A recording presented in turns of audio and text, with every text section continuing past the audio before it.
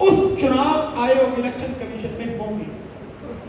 ये संविधान के अनुच्छेद 324 में व्यवस्था है। और इसके साथ साथ वो चुनाव आयोग पूरी तरह से स्वतंत्र होकर, निष्पक्ष होकर, बिना किसी दबाव के, बिना किसी का फेवर किए ईमानदारी से काम कर सके, इसके लिए और व्यवस्था की गई। क्या? चुनाव आयोग जिस दिन नियुक्त होगा चुनाव कमिश्नर, और जिस दिन तक वो अपने पद पर रहेगा, उसकी वेतन में, उसकी तनख्वाह में, उसकी सुविधाओं में, उसकी पावर में किसी तरह की कोई कमी नहीं की जाएगी। यह संविधान में व्यवस्था है। इसके अलावा जो चुनाव आयोग है उसको सरकार बनाती जरूर है, हटा नहीं सकती।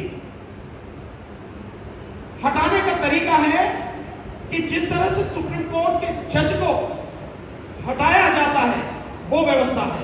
और सुप्रीम कोर्ट का जज कैसे हटाया जाता, उसके लिए एक व्यवस्था है, महाभियोग, इंपीचमेंट, जो संसद में होता है, जिसमें बहुत सारे जो सांसद हैं वो एक प्रस्ताव लाते हैं, उस पर चर्चा होती है, फिर वोटिंग होती है, उसके बाद में उसे हटाया जा सकता है।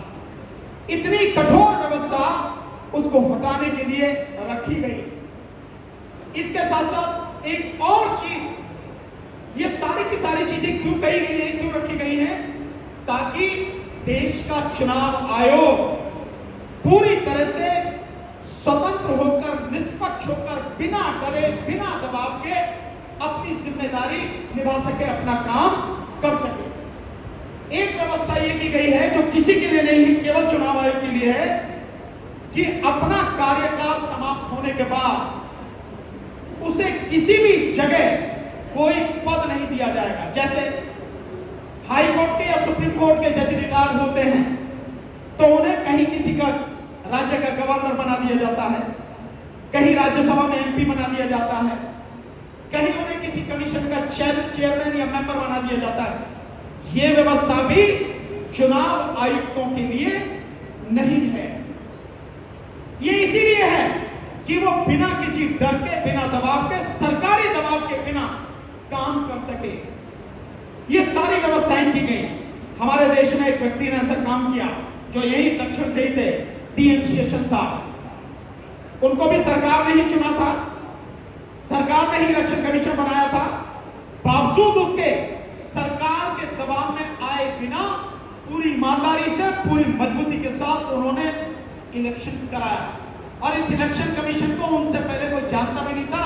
वही शख्स था जिसने इलेक्शन कमीशन को लोगों तक पहुंचाया, वो शख्स रहा है। ये सब सारी व्यवस्था इसीलिए थी कि इलेक्शन कमीशन का जो काम है, और वो सबसे महत्वपूर्ण काम है, संविधान में जितने भी काम है, कौन क्या करेगा, ये सबसे महत्वपूर्ण काम है।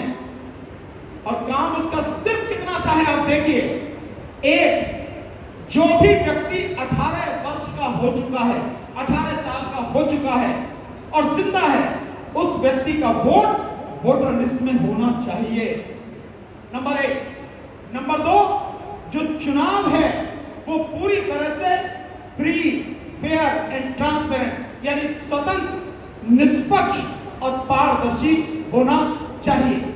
यही उसके काम है, इसके अलावा उसका कोई काम नहीं है। और इसी के लिए उसको ये ताकत दी गई है कि जब चुनाव आचार संहिता लग जाती है, चुनाव की घोषणा हो जाती है, तो तमाम सरकारी अमला जो सरकार के अंडर में होता है, वो सरकार के अंडर में न रह के इलेक्शन कमीशन के हाथ में आ जाता है।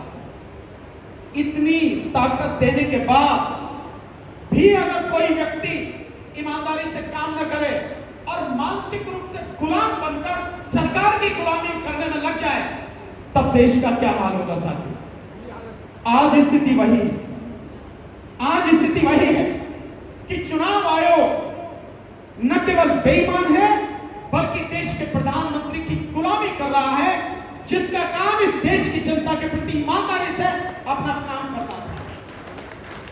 ये काम चुनाव आयोग कर रहा है। कभी आपने देखा कि ईवीएम को ले लेके जगह जगह घूम रहा चुनाव आयोग, ये कब से घूम रहा? जब 6 जनवरी को हमने जंतर मंतर पर प्रदर्शन किया और बाकायदा ईवीएम में वीवीपैट में कैसे गड़बड़ी होती है वो दिखाई, उसके बाद में चुनाव आयोग मशीनें लेके घूम रहा है। हालांकि उससे एक दिन पहले हमने ये कहा था, हमने और महमूद पराचा भाई ने, कि हम आ रहे वकील आपसे मिलने इलेक्शन कमीशन से, 50 मशीनें हमें दो, हम दुनिया के सामने दिखाएंगे, सारे मीडिया के सामने दिखाएंगे कि किस तरह से इसमें गड़बड़ी होती है। हमें मशीनें नहीं दी। क्यों नहीं दी भाई? अगर आप सच्चे ही हो, अगर आपकी मशीन सही है तो हमें क्यों नहीं दे रहे आप उस जनता को क्यों दे रहे हो जिसको पता ही नहीं है, जो उसकी तकनीक ही नहीं जानती? अच्छा आप बताइए, आप यहाँ इतने पढ़े लिखे लोग बैठे हैं, मैं एक सवाल बार बार पूछता हूं कि इस देश के जो तमाम सुप्रीम कोर्ट के 36 जज हैं और हाई कोर्ट के जितने भी सारे जजेस हैं और डिस्ट्रिक्ट कोर्ट के जितने भी जजेस हैं, तमाम IAS officer, collector, SP, SSP, deputy collector, ADM, जितने भी अधिकारी हैं, पुलिस के अधिकारी हैं, सारे पढ़े लिखे प्रोफेसर, डॉक्टर्स, वकील, इंजीनियर, एक्सेप्ट सॉफ्टवेयर इंजीनियर, इनमें से कोई नहीं जानता है कि ईवीएम की तकनीक क्या है, ईवीएम कैसे काम करती है। अब मैं आपसे पूछता हूं, आप तो पढ़े लिखे लोग हैं बहुत, बताओ कौन जानता है? एक आदमी हाथ उठा के बताओ जो जानता हो कि ईवीएम की तकनीक क्या और कैसे काम करती है। मैं कैमरे वाले दिखाओ, आप जो कैमरे वाले दिखाओ।